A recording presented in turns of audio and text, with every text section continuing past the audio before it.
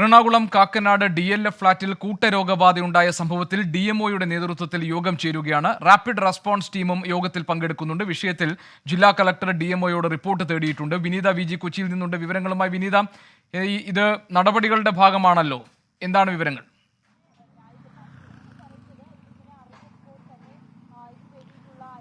തീർച്ചയായും ഗോപി, ഈ നടപടികളുടെ ഭാഗമായി തന്നെയാണ് ഇപ്പോൾ ഈ യോഗം ചേർന്നിരിക്കുന്നത്. ജില്ലാ കളക്ടർ ഈ വിഷയവുമായി ബന്ധപ്പെട്ട DMOയോട് റിപ്പോർട്ട് തേടിയിട്ടുണ്ട്. DMOയുടെ യോഗം ഇപ്പോൾ പുരോഗമിക്കുന്നുവെന്നാണ് നമുക്ക് അറിയാൻ കഴിയുന്നത്.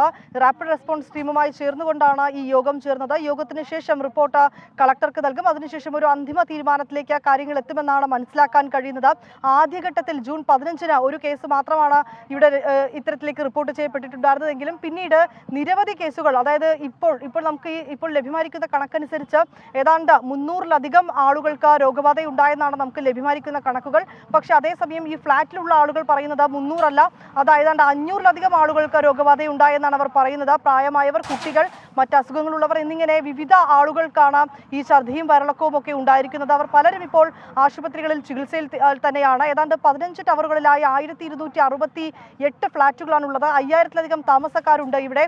ഇതിൽ 500-ലധികം ആളുകൾക്കും ഈ പ്രശ്നങ്ങളുണ്ടെന്നാണ് താമസക്കാർ പറയുന്നത്. പക്ഷേ എങ്ങനെയാണ് ഈ ബാക്ടീരിയയുടെ സാന്നിധ്യം, അത് എവിടെ നിന്നാണ് വന്നിട്ടുള്ളതെന്ന് കണ്ടെത്താൻ ഇനിയും കഴിഞ്ഞിട്ടില്ല. കാരണം 3 സ്രോതസ്സുകളിൽ നിന്നുള്ള വെള്ളമാണ് ഇവിടെ ഉപയോഗിക്കുന്നത്. പക്ഷേ ഈ ആരോഗ്യം സ്ഥിതി മോശമായതിനെ തുടർന്നും പിന്നീട് ഇത്തരത്തിലേക്ക് പ്രശ്നങ്ങൾ ഉണ്ടായതിനെ തുടർന്നും നിലവിൽ ഉപയോഗിക്കുന്ന വെള്ളത്തിന്റെ സ്രോതസ് അത് നിർത്തിവെക്കുകയും പകരം ടാങ്കറുകളിൽ വെള്ളം എത്തിച്ച് ആ വെള്ളം ഇവരിപ്പോൾ ഉപയോഗിക്കുകയും ചെയ്യുന്നുണ്ട്.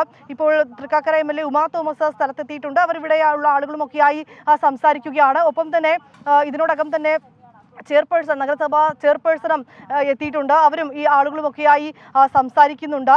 ഈ കുഞ്ഞുങ്ങളടക്കമുള്ളവർക്ക് ഈ പ്രശ്നമുണ്ടായത്, അത് നേരത്തെ തന്നെ ഇപ്പോൾ നമ്മളോട് സംസാരിച്ച ഈ അസോസിയേഷന്റെ മുൻ പ്രസിഡന്റ് പറഞ്ഞത് മെയ്യിൽ തന്നെ ഇത്തരത്തിലേക്ക് ഈ കോളി ബാക്ടീരിയയുടെ സാന്നിധ്യം കണ്ടെത്തിയിട്ടുണ്ട് എന്നാണ്. അത് സാധൂകരിക്കുന്നതിനുള്ള റിപ്പോർട്ട് നമുക്കിപ്പോൾ ലഭ്യമായിരിക്കുന്നു. ആ റിപ്പോർട്ട് പ്രകാരം മെയ് 28-ന് പുറത്തു വന്നിരിക്കുന്ന റിപ്പോർട്ടിൽ ആ ബാക്ടീരിയയുടെ സാന്നിധ്യമുണ്ട്. പക്ഷെ വേണ്ട തരത്തിലുള്ള നടപടികൾ അസോസിയേഷനോ അല്ലെങ്കിൽ ആരോഗ്യവകുപ്പോ സ്വീകരിച്ചിട്ടില്ല എന്നുള്ളതാണ് അവരുടെ പ്രധാനപ്പെട്ട ആരോപണം. ഒരുപക്ഷെ അങ്ങനെ ഒരു കൃത്യമായിട്ടുള്ള ഒരു ഇടപെടൽ ഉണ്ടായിരുന്നുവെങ്കിൽ ഇത്രയധികം ആളുകൾക്ക് ഈ ആരോഗ്യ പ്രശ്നങ്ങൾ ഉണ്ടാകില്ല എന്നും പറയുന്നുണ്ട്.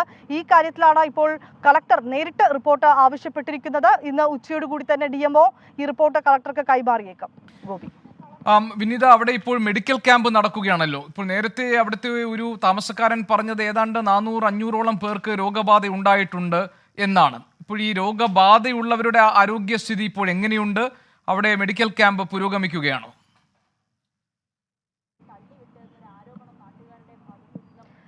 തീർച്ചയായും ഗോപി, മെഡിക്കൽ വിഭാഗം ഇവിടെ എത്തിയിട്ടുണ്ട്. പക്ഷെ പലരും അവർ സ്വന്തം നിലയ്ക്ക് തന്നെ പല ആശുപത്രികളിലേക്കും പോയി ഇതിനോടകം തന്നെ ചികിത്സ തേടിയിട്ടുണ്ട്. അങ്ങനെ ആശങ്കപ്പെടേണ്ട ഒരു സാഹചര്യം ആളുകൾക്ക് ഇല്ല. അവരുടെ ആരോഗ്യനിലയിൽ അങ്ങനെ ഒരു സാഹചര്യം ഇല്ല എന്നാണ് മനസ്സിലാക്കാൻ കഴിയുന്നത്. പക്ഷേ എങ്കിൽ പോലും പലർക്കും ഛർദിയും വയറിളക്കവും ഒക്കെ ഉണ്ട്.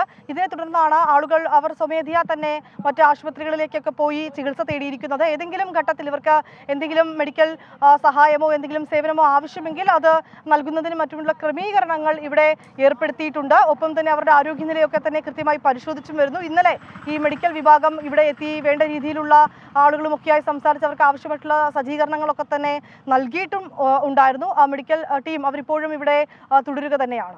ഗോപി, ശരി, മെഡിക്കൽ ടീം അവിടെ തുടരുന്നുണ്ട്. ജില്ലാ കളക്ടർ DMOയോട് റിപ്പോർട്ട് തേടിയിട്ടുണ്ട്.